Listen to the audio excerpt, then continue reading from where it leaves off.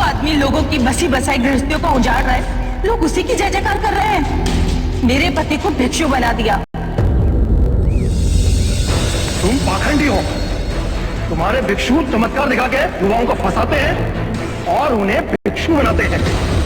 अरे तुम्हारे जैसे ढोंगी को तो ऐसा दंड मिलना चाहिए। तुम करुणा का पाठ सिखाते हो ना सबको, लेकिन तुम्हें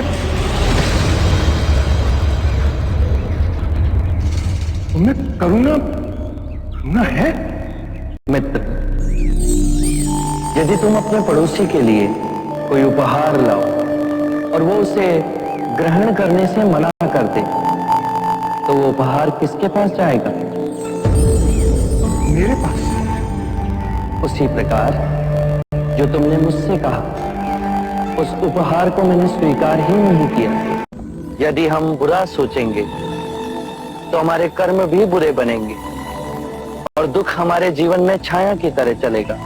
जैसे बैल के पग रखते ही बैलगाड़ी उसी दिशा में घसीटती जाती है, और यदि हम अच्छी सोच रखेंगे तो हमारे कर्म भी अच्छे होंगे और सुख सदैव हमारे जीवन में छाया की तरह चलेगा। लेकिन आज मैं पूछ रहा हूं, क्या तुम सोचते ही जा रहे हो लेकिन जी नहीं रहे? शायद कुछ पल को आप चुप हो जाएं, क्योंकि ये सवाल बाहर से नहीं भीतर से उठता है। हम में से ज्यादातर लोग हर दिन हर पल सोचते रहते हैं। इतना सोचते हैं कि सोच ही हमें जीने नहीं देती। हम खिड़की से बाहर झांकते हैं लेकिन हवा को महसूस नहीं कर पाते। हम हंसते हैं लेकिन भीतर से खाली होते हैं। हम दूसरों से मिलते हैं लेकिन खुद से बहुत दूर होते हैं। क्या आपने कभी गौर किया है, जब आप अकेले होते हैं तो आप अकेले नहीं होते। आपके साथ आपका दिमाग होता है, आपकी सोच होती है, और वो सोच रुकती नहीं। वो आपको पीछे ले जाती है, भविष्य में घसीटती है और वर्तमान को चुपचाप चुरा लेती है। हमेशा कुछ ना कुछ चलता रहता है अंदर।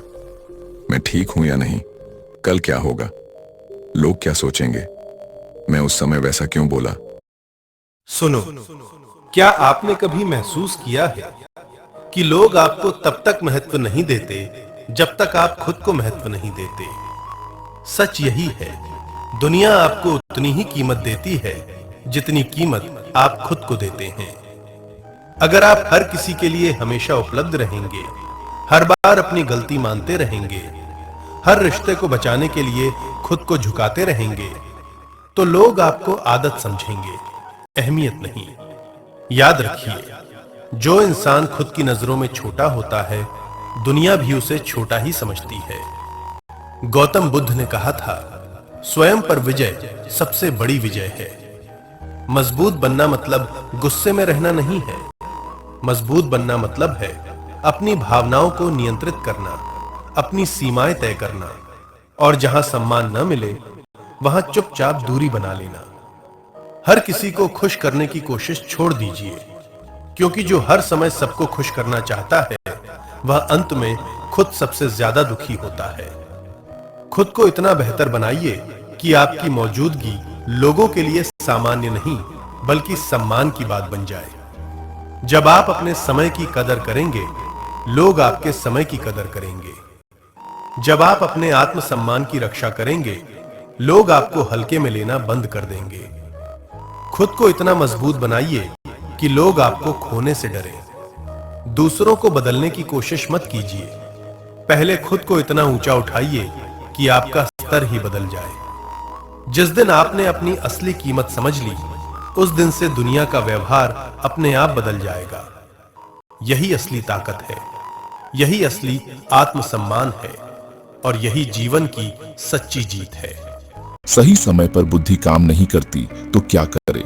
इसी सवाल को लेकर एक व्यक्ति गौतम बुद्धा के पास आया और बोला, हे महात्मा, मेरी बुद्धि वैसे तो बहुत अच्छे से काम करती है और मुझे सारी बातें भी याद रहती है, परंतु जब भी मुझसे कोई प्रश्न पूछता है तो उस समय में मेरी बुद्धि काम नहीं करती, चाहे मैं कितना भी प्रयास क्यों न कर लूं। हे महात्मा, कृपया इसके कोई उपाय बताइए जिससे मेरी बुद्धि पूछे हुए प्रश्न का सही समय पर उत्तर दे पाए। इस पर बुद्धा बोले, ठीक है, तो ध्यान से सुनो। अगर तुम्हें अपनी बुद्धि को पहले से ज्यादा तेज करना है तो इसका ये एक उपाय है कि तुम जब भी रात को सोने के लिए जाओ तब तुम सोने से पहले अपने दिन भर कौन से कार्य किए, कितने लोगों से मिले, उनसे क्या बातें की, इन सभी चीजों को तुम्हें अगले 30 दिनों के लिए रोज रात को याद करके सोना होगा। और जब तुम्हारी बुद्धि रोज किए। गौतम बुद्ध कहते हैं, दुनिया नहीं जानती कि हम सभी का अंत यहीं पर होना है, लेकिन जो लोग इस सत्य को जानते हैं उनके सारे झगड़े एक ही बार में खत्म हो जाते हैं। नमो बुद्धाय। एक दिन भगवान बुद्ध अपने शिष्यों के साथ बैठे थे। तभी एक शिष्य ने हाथ जोड़कर पूछा, भगवान, जीवन में कब और कहां हमें चुप रहना चाहिए? भगवान बुद्ध मुस्कुराए और बोले, हे भिक्षु, चुप रहना भी एक कला है। हर जगह बोलना बुद्धिमानी नहीं होती। जहां शब्द अनर्थ कर सकते हैं वहां मौन ही सबसे बड़ा रक्षक है। मैं तुम्हें बताता हूं किन अवसरों पर मौन रहना चाहिए। पहला, जब क्रोध आए, जब मन क्रोध से भर जाए, वाणी कड़वी होने लगे, उस समय कुछ न बोलो, क्योंकि गुस्से में निकला हर शब्द तीर बनकर दिल को घायल कर देता है। बुद्ध कहते हैं, क्रोध के समय मौन रहो, वही सबसे बड़ी जीत है। दूसरा, अज्ञानी के सामने, जहां सामने वाला तर्क सुनने को तैयार न हो, जहां बुद्धि के बदले अहंकार बोलता हो, वहां चुप रहना ही अच्छा है। बुद्ध बोले, मूर्ख से वाद विवाद करना अंधे को रंग समझाने जैसा है। तीसरा, अपमान के समय जब कोई अपशब्द कहे या तिरस्कार करे तब मौन रहना चाहिए, क्योंकि सामने वाला अपने कर्म का फल पाएगा। बुद्ध ने कहा, जो अपमान सहकर भी शांत रहे वो सच्चा वीर है। चौथा, किसी का भेद न खोलने के लिए जहां कोई गुप्त बात बताई जाए या किसी की निजता हो, वहां वाणी को रोकना ही सच्ची मित्रता है। बुद्ध कहते हैं, जिसे मौन रखना आता है वही विश्वास का पात्र है। पांचवां, अनजाने विषय पर जिस बात का ज्ञान न हो उस पर बोलना मूर्खता है। बुद्ध बोले, जहां ज्ञान न हो वहां मौन रहो, वही सच्चा ज्ञान है। छठा, विवाद की स्थिति में जहां बात बात पर झगड़ा बढ़ने लगे, जहां वाद विवाद का कोई अंत न हो, वहां चुप रहना ही सबसे समझदारी है। बुद्ध कहते हैं, जहां शब्द शांति छीन ले वहां मौन सुख देता है। अंत में भगवान बुद्ध बोले, हे भिक्षुओं, वाणी बड़ी ताकत है, इसका उपयोग सोच समझकर करना चाहिए। मौन वह ढाल है जो जीवन को अनर्थ से बचाता है। जहां जहां वाणी दुख दे सकती है वहां वहां मौन ही सबसे बड़ा धर्म है। सभी शिष्य इस उपदेश को सुनकर गदगद हो उठे और प्रण किया कि जीवन में उचित स्थान पर मौन धारण करेंगे। बुद्धम शरणम गच्छामि। एक बार एक व्यक्ति गौतम बुद्ध के पास गया और पूछा कि मन को नियंत्रित करने का पहला चरण क्या है? बुद्ध कहते हैं, अपने मन को समझने का पहला चरण है इसके द्वारा दिए गए लालच की व्यर्थता को देखना, क्योंकि जब मन अशांत होता है तो कई तरह के लालच देता है। जिसने मन द्वारा दिए इन लालचों को पहचान लिया उसने मन को समझ लिया। फिर व्यक्ति बुद्ध से पूछता है, लेकिन हमें यह कैसे पता चलेगा हमारा मन हमें लालच दे रहा है और वह लालच व्यर्थ है? इसका जवाब देते हुए बुद्ध कहते हैं, अनुभव से। मनुष्य मन के लालच से जिस कार्य को अतिपूर्वक करता है उसमें उसे हानि ही होती है और हानि के बाद ही उसे अनुभव भी होता है। जैसे जिसने वास्तव में यह देख लिया कि नशा करना केवल दुख है, वह नशा मुक्त होना शुरू कर देगा। जिसने जान लिया कि ईर्ष्या से खुद का नाश होता है, वह ईर्ष्या से मुक्त हो जाएगा। मन को समझने का यही पहला चरण है। नमो बुद्ध। जब भगवान बुद्ध का अंतिम समय निकट आ चुका था तब वे अपने प्रिय शिष्य आनंद के साथ यात्रा कर रहे थे। उस समय बुद्ध के पेट में अचानक तेज पीड़ा उठी। दर्द बहुत असहनीय था, फिर भी उनके चेहरे पर शांति बनी हुई थी। बुद्ध ने आनंद से कहा, आनंद, मुझे नदी से थोड़ा पानी ला दो। आनंद तुरंत नदी की ओर गए, लेकिन जब वे वहां पहुंचे तो देखा कि नदी का पानी मटमैला और गंदा था। आनंद सोच में पड़ गए, मैं अपने गुरु को ऐसा अशुद्ध पानी कैसे पिला सकता? वे बिना पानी लिए ही वापस लौट आए और बुद्ध को सच्चाई बता दी। कुछ देर बाद बुद्ध ने फिर शांत स्वर में कहा, आनंद, उसी नदी से पानी लेकर आओ।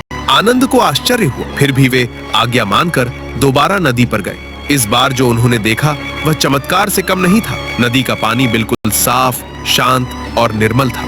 आनंद उस क्षण समझ गए कि यह साधारण घटना नहीं है। वे स्वच्छ पानी लेकर बुद्ध के पास आए, लेकिन उनके मन में एक प्रश्न उठ रहा था। आनंद ने विनम्रता से पूछा, भगवान, आपके पेट में इतना दर्द क्यों हो रहा है? तब बुद्ध ने उत्तर दिया, आनंद मेरे एक गृहस्थ शिष्य थे जिनका नाम चुंद था।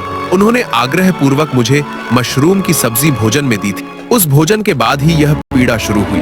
आनंद का हृदय व्याकुल हो उठा। उन्होंने पूछा, भगवान, जब आपको कष्ट हो रहा था तब आपने वह भोजन क्यों स्वीकार किया? बुद्ध के चेहरे पर करुण मुस्कान आई। उन्होंने कहा, आनंद, मेरे पूरे जीवन में केवल 2 भोजन ऐसे थे जो मुझे सबसे अधिक प्रिय लगे। पहला वह भोजन जो मैंने परम ज्ञान प्राप्त करने से पहले किया था, और दूसरा यह भोजन जो मैंने चंद के यहाँ की, क्योंकि यही मेरा अंतिम भोजन है। यह कहकर बुद्ध ने यह भी सिखाया कि चंद को कभी दोष न दिया जाए, क्योंकि उनका भाव शुद्ध था, सेवा सच्ची थी। बुद्ध का अंतिम संदेश यही था, जीवन की हर घटना में दोष नहीं, करुणा खोजो। हर अंत भी बुद्ध के पावन हाथों से यदि ये विधि होगी तो धन्य हो जाएंगे हम।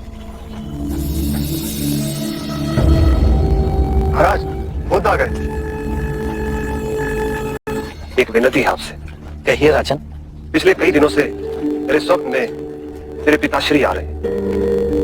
मैंने ब्राह्मणों से भी इस बात पूछा तो उनका कहना था कि तुम्हारे पिताश्री को शांति नहीं मिली, उनके लिए पूजा करनी हो, यज्ञ संपन्न करना होगा। आप तो परम ज्ञान का स्वरूप है, तो विनती है आपसे कि पूजा विधि आप ही के हाथों से हो, जो मेरे पिताश्री तक पहुंचे, उन्हें मुक्ति मिले, जीवन मरण के इस चक्र से वो मोक्ष पाले। अवश्य राजन। आप मिट्टी के 2 घड़े मंगवाइए, एक में घी भरवाइए और एक घड़े में कंकड़ पत्थर भरवाइए, और उन दोनों घड़ों के मुंह कपड़े से बंधवा दीजिए और उन्हें लेकर नदी के तट पर आइए। मैं वहीं आपकी प्रतीक्षा करूंगा। मैं भी उसका प्रबंध करता हूँ महाराज। महाराज, अब आप इन दोनों घड़ों को पानी में डाल दीजिए।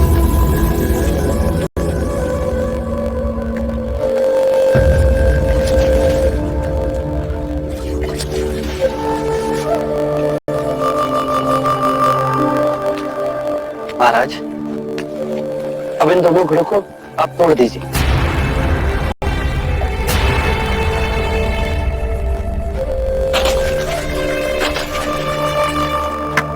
महाराज, अब आप ध्यान से देखिए, घी ऊपर और पानी पर तैरने लगा। अब बताइए, मेरे या किसी और के पूजा पाठ करने से क्या यह घी नीचे बैठ सकता है? असंभव। ये तो घी का स्वभाव ही नहीं। सत्य कहा आपने। उसी प्रकार किसी भी पूजा पाठ, विधि विधान, कर्म कांड के द्वारा पानी के अंदर डूबे हुए कंकड़ पत्थर क्या ऊपर आ तैर सकते हैं?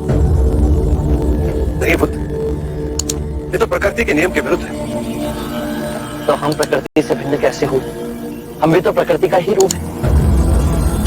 सत्य कहा। बुद्ध कहते हैं, जिस दिन तुमने अपनी कमजोरी दुनिया को दिखा दी, उसी दिन लोग तुम्हारी ताकत को भूल जाएंगे। जीवन में हर इंसान के भीतर कुछ न कुछ कमजोरी होती है, डर, असफलता, दुख या अधूरापन। लेकिन जो बुद्धिमान होता है वह अपनी कमजोरी को दुनिया के सामने नहीं लाता, बल्कि उसे अपनी सबसे बड़ी ताकत में बदल देता है।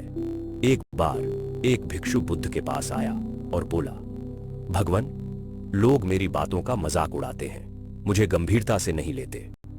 बुद्ध मुस्कुराए और बोले, क्या तुमने कभी उन्हें अपनी कमजोरी दिखाई है? भिक्षु बोला, हां, मैंने बताया कि मैं असुरक्षित महसूस करता हूं, मैं कमजोर हूं। बुद्ध बोले, यही गलती हुई। संसार उस पेड़ की तरह है जो तूफान में झुकते हुए डालों को तोड़ देता है, लेकिन जो दृढ़ खड़ा रहता है उसे सम्मान देता है। बुद्ध ने कहा, दुनिया को यह दिखाओ कि तुम संघर्ष कर रहे हो, लेकिन कभी यह मत दिखाओ कि तुम टूट चुके हो, क्योंकि लोग तुम्हारी कमजोरी का सहारा नहीं बनेंगे, बल्कि उसी का इस्तेमाल तुम्हें और गिराने में करेंगे। उन्होंने आगे कहा, अपनी कमजोरी को भीतर रखो और उस पर काम करो।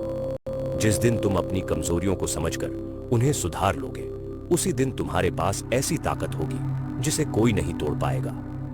भिक्षु ने पूछा, लेकिन प्रभु, क्या अपनी कमजोरी छिपाना झूठ नहीं है? बुद्ध बोले, नहीं, यह आत्मसंयम है। झूठ वह होता है जब तुम किसी और को धोखा देते हो।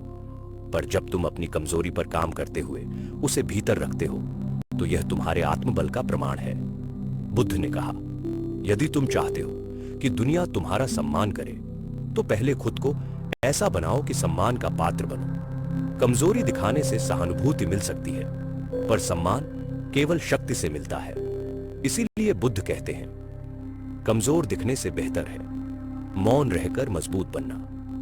लोगों को तुम्हारा परिणाम दिखाओ, कारण नहीं। जो व्यक्ति अपनी कमजोरी छिपाकर उसे सुधारने में लग जाता है, वही व्यक्ति एक दिन दुनिया के सामने विजेता बनकर खड़ा होता है। बुद्धम शरणम गच्छामि।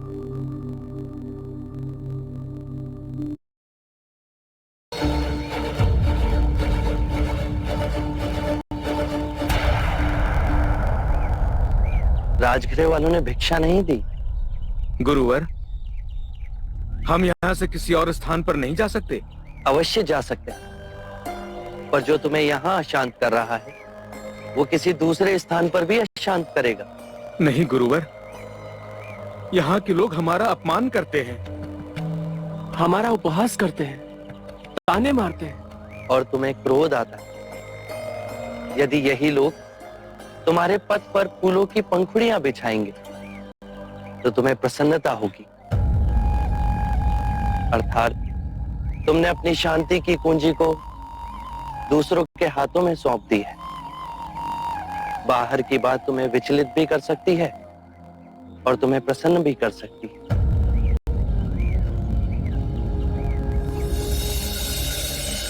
गुरुवर, हमसे ही भूल हुई। यदि बाहर के कारण दुख और क्रोध हमारे मन में है तो हमने ही मन से आपके संदेश को ग्रहण नहीं किया है।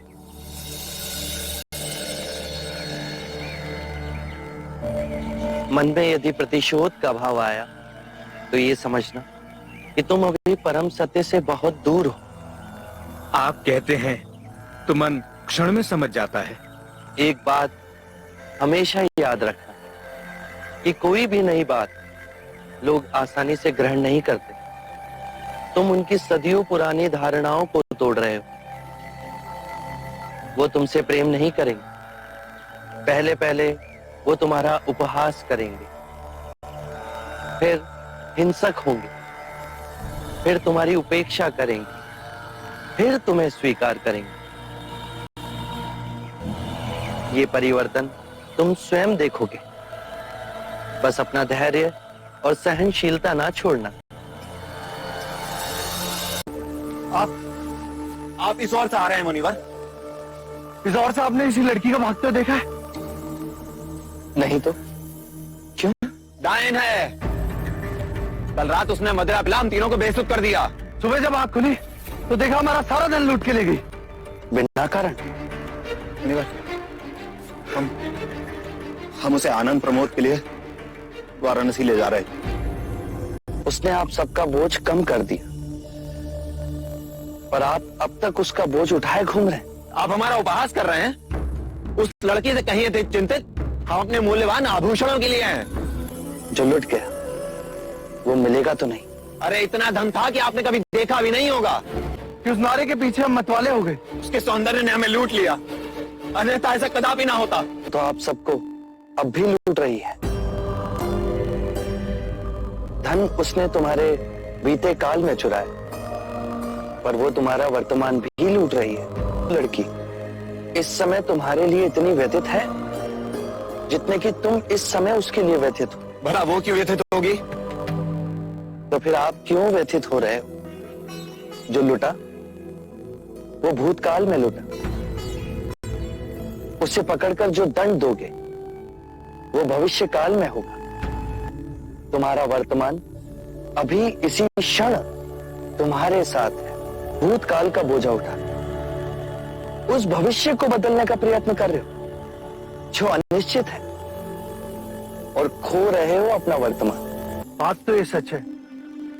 यदि हम इसी क्षण में जिए तो तुम स्वयं को खोज सकोगे, ये समझ सकोगे कि जो तुम्हें दुख दे रहा है वो क्या है। क्या आप अपने आप को जान पाए? और अपने आप को जानने से क्या होगा? अपनी ये बांसुरी दो मित्र।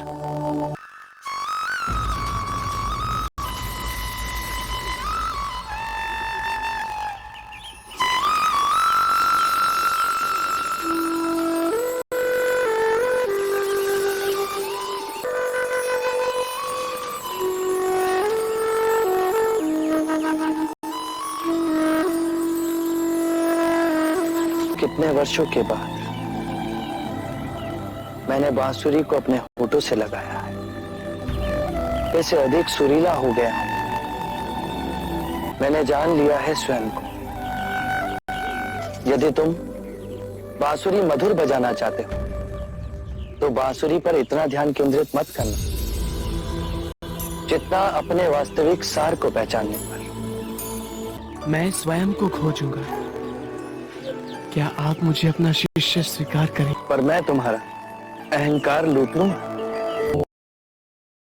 गौतम बुद्ध का एक शिष्य बार बार शिकायत करता, मेरी कोई मदद नहीं करता, कोई मेरे डाउट्स क्लियर नहीं करता। गौतम बुद्ध मुस्कुराए और बोले, अप्रदीपो भव, स्वयं अपना दीपक बनो। उन्होंने समझाया, जिस तरह कीचड़ में कमल खिलता है वैसे ही इंसान को अपनी ताकत भीतर खोजनी पड़ती है। यही आत्मनिर्भरता है। मन की क्लैरिटी तुम्हें कोई और नहीं दे सकता। अगर तुम हमेशा दूसरों पर निर्भर रहोगे तो बस एवरेज रह जाओगे, लेकिन अगर तुम खुद पर भरोसा रखोगे, गिरते उठते आगे बढ़ते रहोगे तो एक दिन जरूर सफल बनोगे। याद रखो, भीड़ आपको डायरेक्शन नहीं देती बल्कि आपको कंफ्यूज करती है और फॉलो करना सिखाती है। इसलिए भीड़ की नकल मत करो, अपनी यूनिक स्किल्स बनाओ। लोग आज हंसेंगे लेकिन कल वही तुम्हारी बातें करेंगे। इसलिए अपना उद्देश्य खुद चुनो और पूरी ऊर्जा इसमें लगा दो। याद रखो, कोई प्रयास खाली नहीं जाता।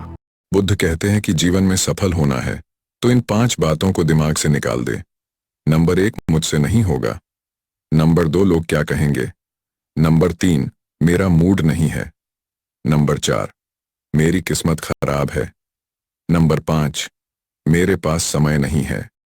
किसी भी बात पर सहजता से विश्वास मत करना, चाहे वो मेरे ही कहे हुए वचन ही क्यों ना हो, जब तक वो तुम्हारे विवेक और तुम्हारी व्यवहारिक बुद्धि से मेल ना खाए। एक समय की बात है, भगवान बुद्ध अपने शिष्यों के साथ एक गांव में उपदेश दे रहे थे। उसी दौरान एक व्यक्ति ने प्रश्न किया, भगवान, मन का भय कैसे दूर करें? बुद्ध मुस्कुराए और बोले, कल सुबह नदी के किनारे मिलो, मैं तुम्हें उत्तर दूंगा। अगली सुबह वह व्यक्ति नदी किनारे पहुंचा। बुद्ध ने उसे एक कटोरा दिया और कहा, इस कटोरे को पानी से भरकर लाओ, लेकिन ध्यान रखना पानी छलके नहीं। वह व्यक्ति बहुत सावधानी से कटोरे को भरकर लाया। बुद्ध ने मुस्कुराते हुए पूछा, जब तुम पानी भर रहे थे तब तुम्हें कोई डर लगा? व्यक्ति ने उत्तर दिया, नहीं, मेरा पूरा ध्यान पानी को छलकने से बचाने में था, इसलिए मुझे किसी डर का अनुभव नहीं हुआ। बुद्ध ने समझाया, जिस प्रकार तुम्हारा ध्यान कटोरे में था और तुम्हें डर नहीं लगा, उसी प्रकार यदि तुम अपने मन को सकारात्मक विचारों, अच्छे कार्यों और ध्यान में लगाओगे तो भय स्वतः ही दूर हो जाएगा। एक समय की बात है, बुद्ध के पास एक युवा भिक्षु आया जो बहुत ही बेचैन और परेशान था। वह बार बार अपने साथियों के साथ झगड़ता था और हमेशा दूसरों की कमियों पर ध्यान देता था। उसने बुद्ध से कहा, भगवान, मैं बहुत परेशान हूं। मैं अकेले रहने से डरता हूं, लेकिन जब भी मैं दूसरों के साथ होता हूं तो झगड़े और विवाद बढ़ जाते हैं। मैं क्या करूं? बुद्ध ने युवा भिक्षु से कहा, जब हम दूसरों के साथ होते हैं तो हमारा मन अक्सर बाहरी चीजों में उलझ जाता है, लेकिन जब हम अकेले होते हैं तो हमें अपने भीतर झांकने का मौका मिलता है। हमें अपने मन को समझने का, उसे सुधारने का और सच्ची शांति तथा संतोष का अनुभव करने का अवसर मिलता है। युवा भिक्षु ने यह सुनकर अपनी बेचैनी को शांत किया और अकेले रहने की महत्ता को समझा। उसने अकेले बैठकर ध्यान किया और धीरे धीरे अपने मन की शांति को पाया। नमो बुद्धाय। एक स्त्री अपने क्रोध के कारण बहुत परेशान थी। लोग उससे बात करने में भी घबराते थे। जब उसका क्रोध शांत होता तो उसे बड़ा पछतावा होता था। एक दिन भगवान बुद्ध उस स्त्री के घर आए। स्त्री ने बुद्ध से कहा, तथागत, मैं अपने क्रोध पर काबू न कर पाने के कारण बहुत ही दुखी हूँ। तथागत ने कहा, मेरे पास गुस्से को दूर करने की बहुत अच्छी दवा है। बुद्ध ने एक शीशी में दवा देते हुए स्त्री से कहा, इस दवा को इसी शीशी को मुंह में लगाकर उस समय तक दवा पीती रहना जब तक कि क्रोध दूर न हो जाए। इतना कहकर बुद्ध चले गए। जैसे ही उसे क्रोध आता तो वह शीशी को अपने मुंह में लगा लेती। कुछ दिन बाद जब बुद्ध आए तो स्त्री उनके पैरों में गिर पड़ी। बोली, तथागत, आपने मुझे बचा लिया। ऐसी शर्तियां दवा दी कि मेरा क्रोध जाने कहां गया। बुद्ध ने हंसकर कहा, पगली, शीशी में कुछ नहीं था, पानी था। शीशी के मुंह में आ जाने से तुम बोल नहीं सकती थी, और गुस्सा दूर करने की शर्तियां दवा मुंह बंद कर लेना ही है। नमो बुद्धाय।